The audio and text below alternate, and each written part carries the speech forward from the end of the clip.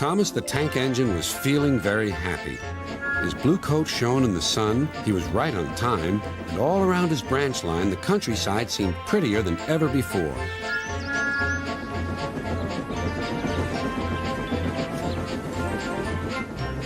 Beep, beep. Good morning, Percy, he whistled. My branch is the pride of the line, wouldn't you agree? Yes, Thomas, of course, but... But what, Percy? Out with it. Well, there is another engine with a famous branch line, too. Who? Where?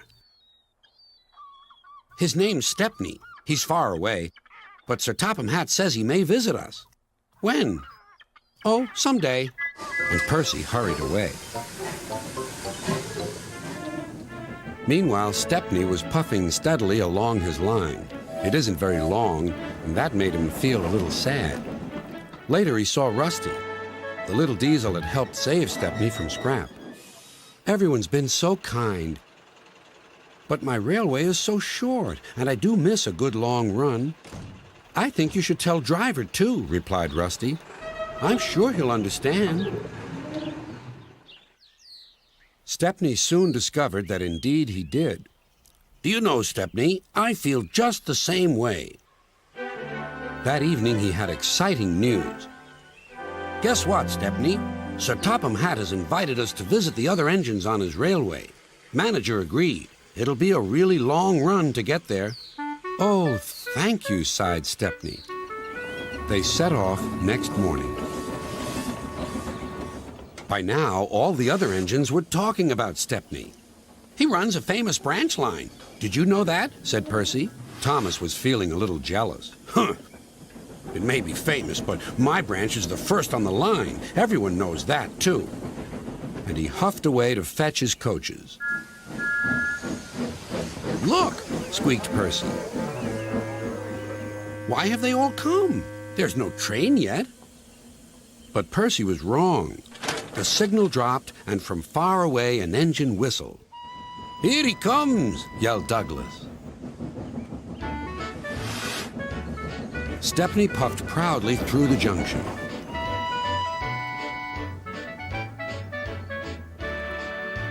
I hope you'll meet Thomas, too, said Edward. You both have branch lines to be proud of. Then Stepney set off to help Duck shunt coaches in the yards, and they worked happily together all afternoon. At last, Thomas arrived. Sorry, can't talk. It's time for my last branch line train. Mustn't be late.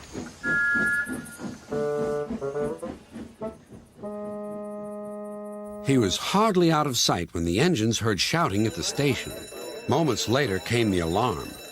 Stop all trains! The signalman answered the telephone. A special, is it? I see. Thomas was impatient. Why are we waiting? My passengers are being delayed. Sorry, Thomas, said his driver. We're being shunted to allow another train to pass. Soon they heard an unfamiliar puffing sound. There was Stepney with his headlamp swaying and whistle blowing. He gathered speed and disappeared. Well, bust my boiler, said Thomas the Tank Engine. Next morning he was still fuming. Shunted, and on my own branch, too. It's a disgrace. I'm sorry, said Stepney. I was a special. Why? An important passenger arrived just as you left. He ordered a special train, and Duck let me take it.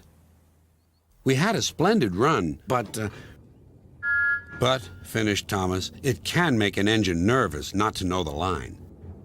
Exactly, said Stepney. You're such an expert.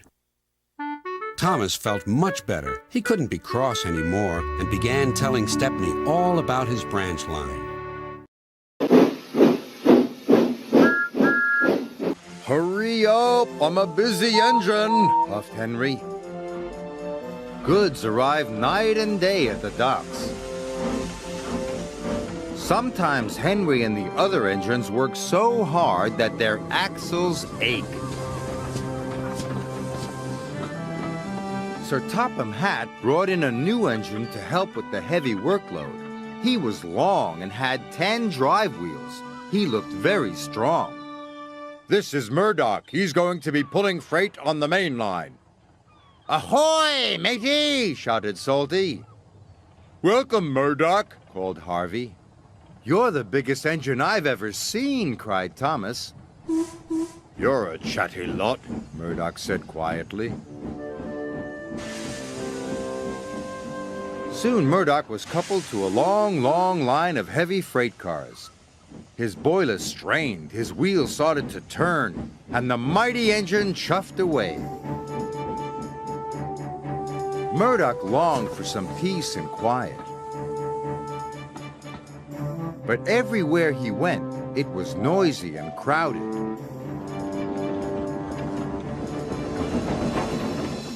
At the end of the day, Murdoch was looking forward to a good night's rest.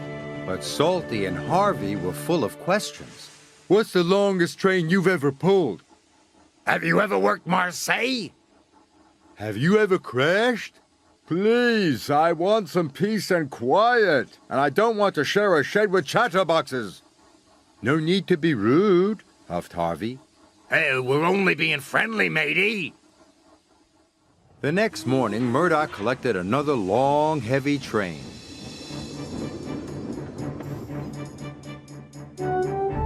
This time, he chuffed into the beautiful countryside.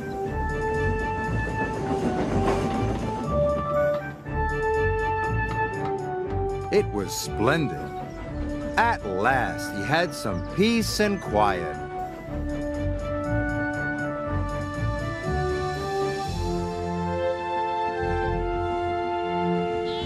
Suddenly, his driver applied the brakes. There were sheep on the tracks. "The sheep escaped from that field," said the driver, "through that broken fence." The driver and the fireman tried to chase the sheep back. First this way, and then that way. They tried everything, but nothing worked. "We'll never move these sheep by ourselves," complained the fireman. "I'll go and phone for help," sighed the driver. Murdoch was very unhappy. The noisy sheep were spoiling his peace and quiet. Sir Topham Hatt was enjoying afternoon tea when he got the call. Sheep? He exclaimed loudly. I'll send Toby with the farmer immediately. The sheep were becoming noisier and noisier. Please stop, groaned Murdoch. I'd rather be back with the chatterbox engines. Just then, Toby chuffed into view. Toby, exclaimed Murdoch. We're certainly glad to see you. Before long, the farmer and his dog went to work. And the sheep were soon safely in their field.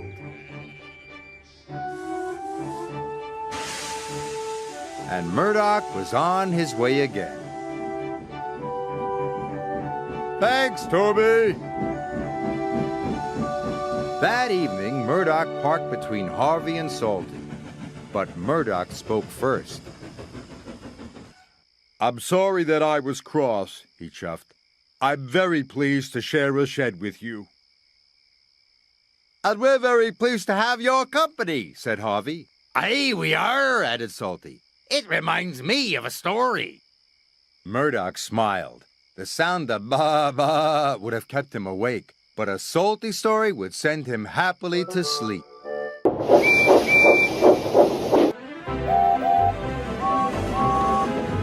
The Fat Controller's engines love being shiny and clean. It makes them feel cheerful as they puff across the island of Sodor.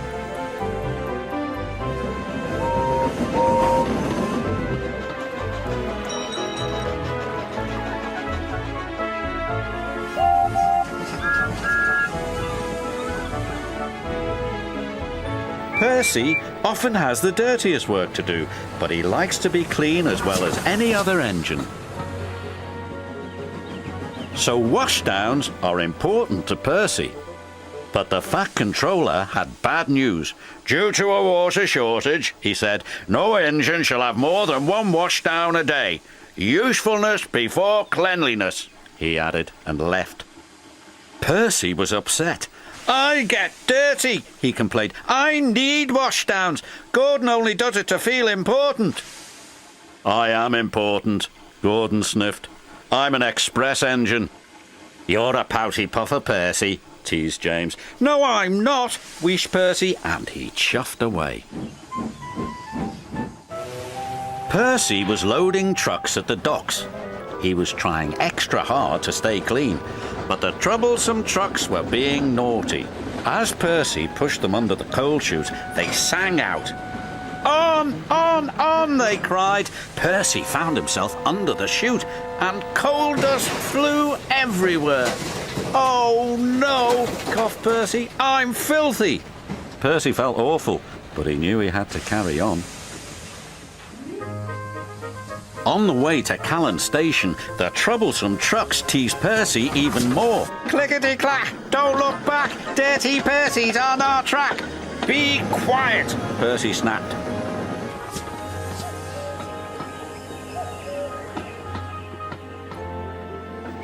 When Percy arrived at Callan Station, he was very upset. From now on, I'm only doing work where I won't get dirty, he said. Harold the helicopter was at Callan Station picking up medical supplies. Hello, Percy, he called. And he took off, blowing cinders and ashes everywhere.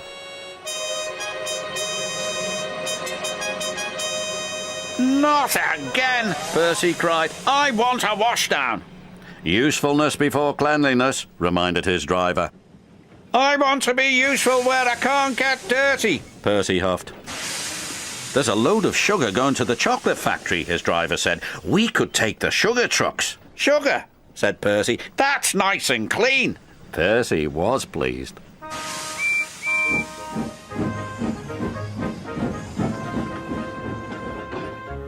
Percy didn't know that earlier a leaky truck had spilled oil on the track.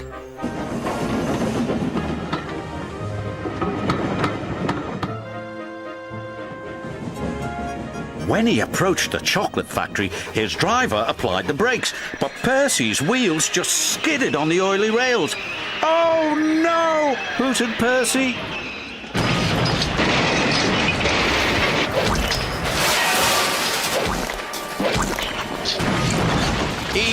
Yuck! He groaned. I've never been this dirty.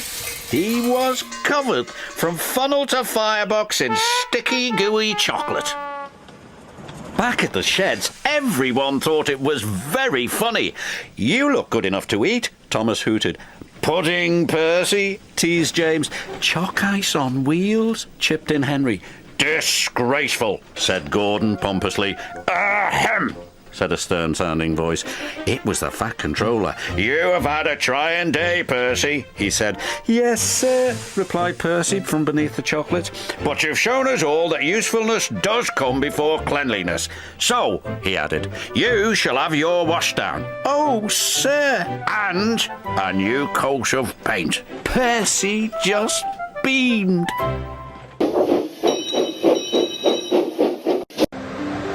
Winter on the island of Sodor can be windy and cold. When the cold wind blows, the engines can't wait to get back to the snug warmth of Tidmouth sheds.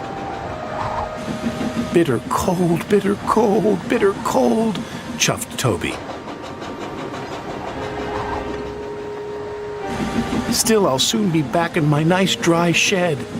But suddenly, Toby's driver applied the brakes. He could see a farmer standing knee-deep in snow. He was waving a red flag. My phone lines are down. All the roads are blocked. And my sheep have just started lambing, the farmer said. They're trapped on the hillsides, cut off by the snow. What can we do to help? Toby chuffed. I need a vet as quickly as possible. We'll stop at the next signal box, said Toby's driver. I'll phone the vet from there.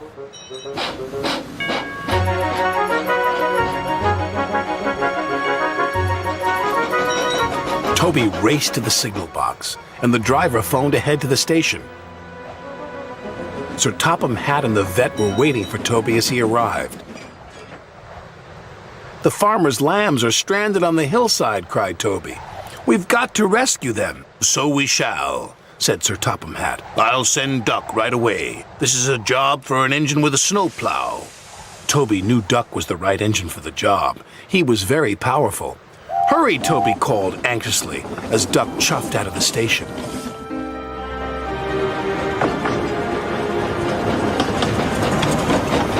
But so much snow had fallen, the tracks ahead were blocked. We can't go on, said Duck's driver grimly. We'll have to go back.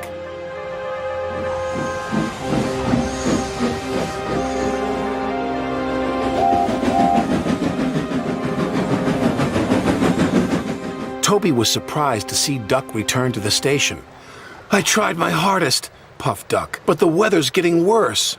Even Duck's snowplow can't get through, said his driver. Then Toby had an idea. My old branch line runs out there, sir. Remember? It's far too dangerous, said Sir Topham Hatt. It would never carry Duck's weight. It might take my weight, said Toby. And I know that line like the back of my buffers, he added.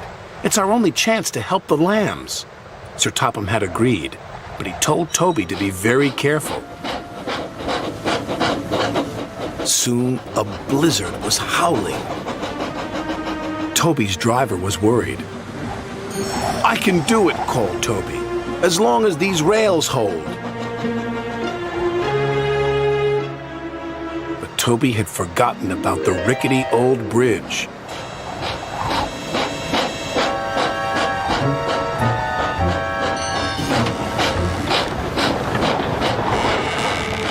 Help! My wheels are wobbling, he cried. His driver fought for control as Toby struggled on. I've got to reach the other side of this bridge, gasped Toby. Those lambs need me. The farmer was waiting. It was very cold. Suddenly, a ghostly glowing eye shone through the snowstorm. It was Toby's headlamp. You made it, cried the farmer. What a brave engine you are. The vet and the farmer went to find the lambs. But they soon returned. The lambs are safe and sound, Toby, said the vet. But we need a place now to keep the little ones warm. Toby smiled. I think you'll find Henrietta has plenty of room. Toby stayed for several days, just to make sure the lambs were all right. The farmer was very grateful. Thank you, Toby, he said. We couldn't have done it without you. Thank you, said Toby. There's nothing I like better than helping out a friend in need.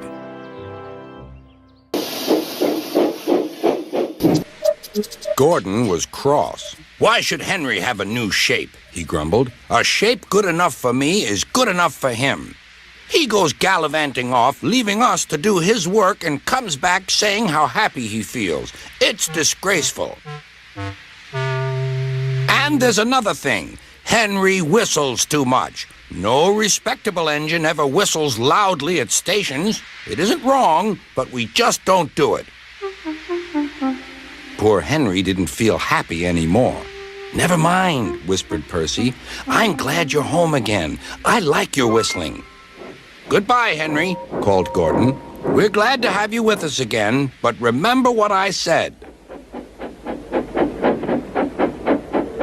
Later, Henry stopped at Edward's station. Hello, Henry, said Edward. You look splendid. I was pleased to hear your happy whistle yesterday. Thank you, Edward, smiled Henry. Shh! Can you hear something? It sounds like Gordon, said Edward, and it ought to be Gordon. But Gordon never whistled like that. It was Gordon. He came rushing down the hill at a tremendous rate. He didn't look at Henry, and he didn't look at Edward. He screamed straight through the station and disappeared. Well, said Edward. It isn't wrong, chuckled Henry, but we just don't do it. And he told Edward what Gordon had said.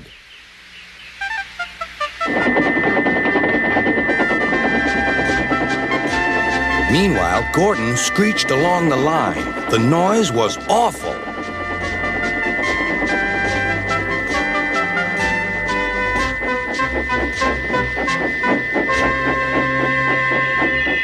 station, everyone covered their ears. Sir Topham Hatt covered his ears, too. "Take him away," he bellowed, "and stop that noise."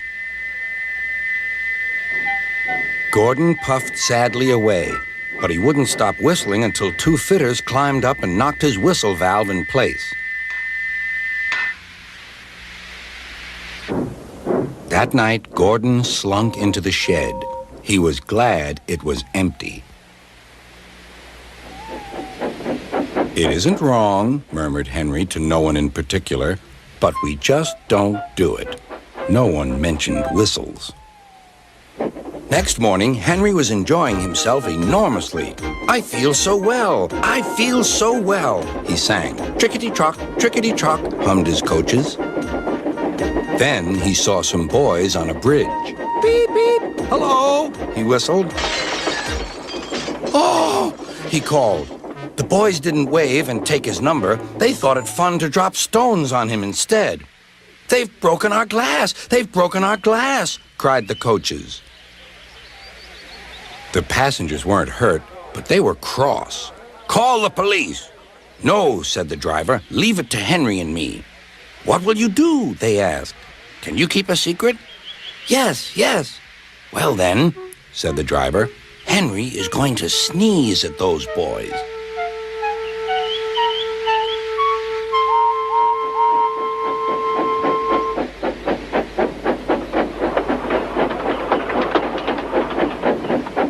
Lots of people were waiting at the station just before the bridge. They wanted to see what would happen.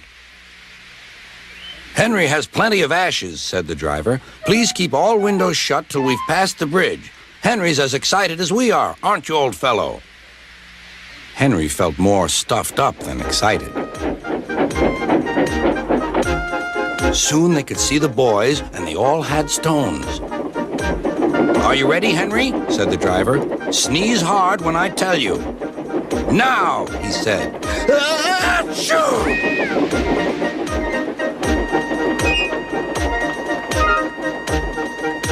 "Well done, Henry," laughed his driver. Henry went home, hoping that next time he saw Gordon and the boys, they would have learned not to be so mean.